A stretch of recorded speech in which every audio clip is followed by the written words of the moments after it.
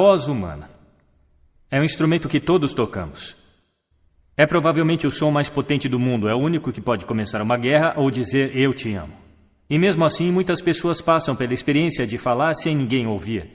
E por quê? Como podemos falar poderosamente para fazer diferença no mundo?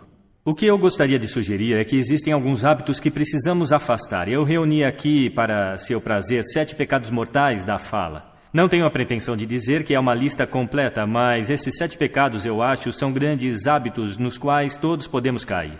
Primeiro, fofoca. Falar mal de alguém que não está presente. Não é um bom hábito e sabemos muito bem que a pessoa que fofoca, 5 minutos depois, estará fofocando sobre nós. Segundo, julgar. Conhecemos pessoas como nessa imagem. É muito difícil escutar alguém se você sabe que está sendo julgado e condenado ao mesmo tempo. Terceiro, a negatividade. Você pode cair nessa. Minha mãe, nos últimos anos de vida, tornou-se muito negativa e isso é difícil de ouvir. Eu lembro que um dia eu disse para ela, hoje é 1º de outubro, e ela disse, eu sei, não é terrível? É difícil ouvir quando alguém é tão negativo assim. E outra forma de negatividade é reclamar. Bom, essa é a arte nacional do Reino Unido. É nosso esporte nacional. Reclamamos sobre o clima, sobre esporte, sobre política, sobre tudo, mas, na verdade, reclamar é um sofrimento viral. Não é espalhar luz do sol e leveza no mundo. Desculpas. Todos nós conhecemos esse cara. Talvez todos nós tenhamos sido esse cara. Algumas pessoas têm um atirador de culpa.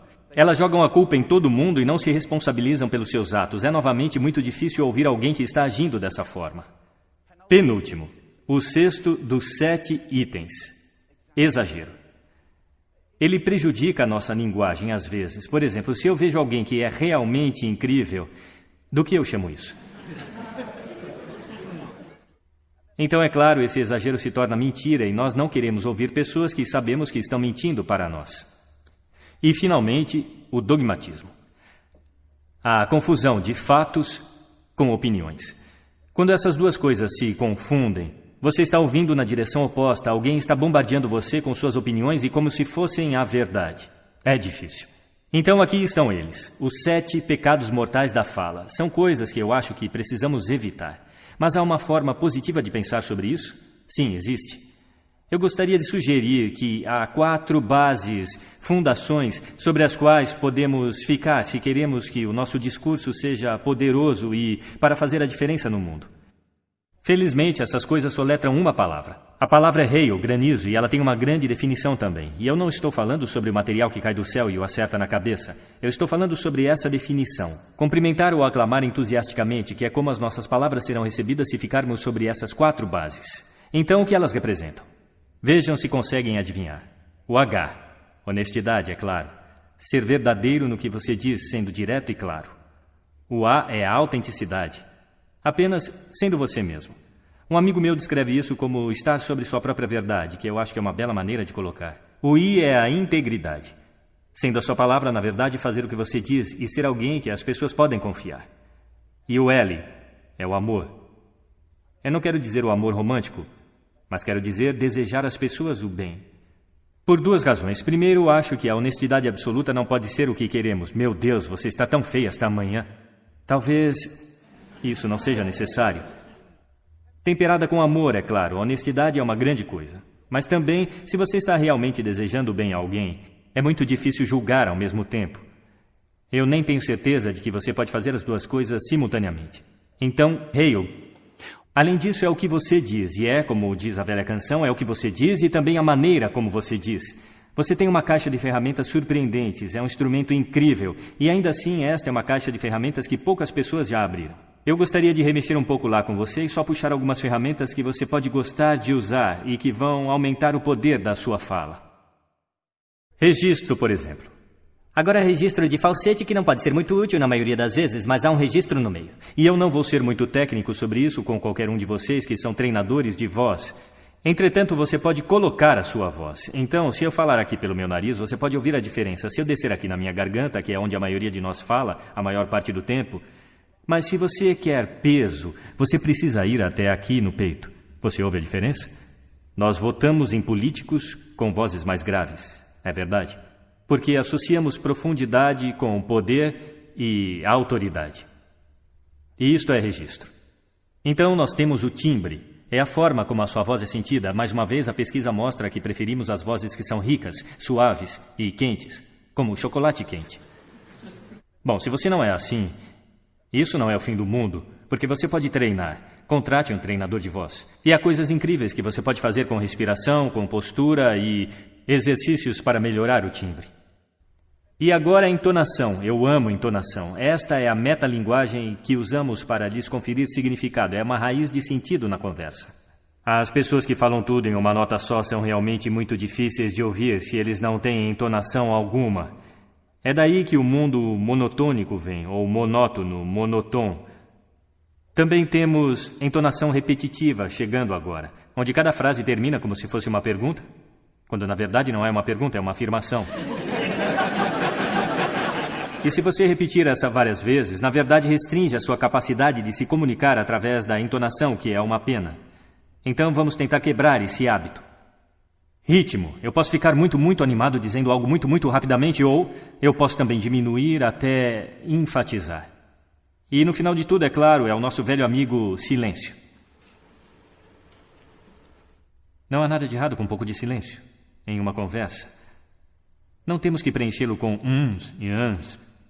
Pode ser muito poderoso.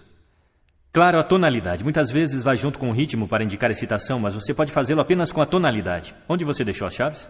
Onde você deixou as chaves? Significados ligeiramente diferentes nessas duas formas. E, finalmente, o volume. Eu posso ficar muito animado usando volume. Desculpe se eu assustei alguém, tudo bem? Ou eu posso fazer vocês realmente prestarem atenção ficando bem quieto. Algumas pessoas irradiam o tempo todo. Tente não fazer assim. É chamado de sodcasting. Isto é impor o seu som às pessoas ao seu redor sem nenhuma consideração. Não é agradável. Naturalmente, onde tudo isso entra em jogo, acima de tudo, é quando você tem algo realmente importante para fazer. Pode ser num palco como este, dando uma palestra, pode ser propondo casamento, pedindo um aumento, discursando em um casamento, seja o que for. Se é realmente importante, você deve isso a si mesmo.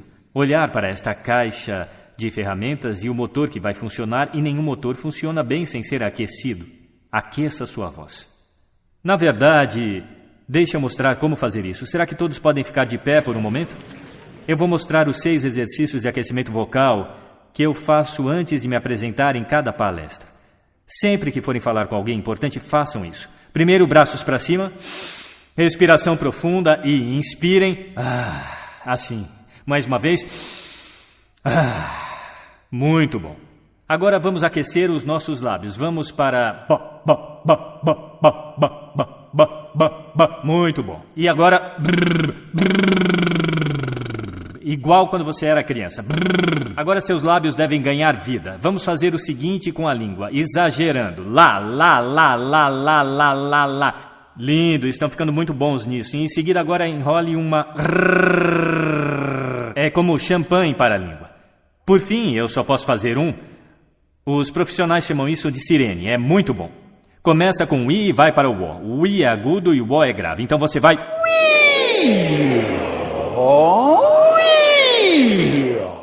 Fantástico, uma salva de palmas para vocês. Sentem-se, obrigado. Da próxima vez que falarem, façam isso com antecedência. Agora deixe eu colocar isso no contexto para fechar. Esta aqui é uma questão séria. Este é o lugar onde estamos agora, certo? Não falamos bem com pessoas que simplesmente não estão ouvindo num ambiente que tem muito ruído e acústica ruim.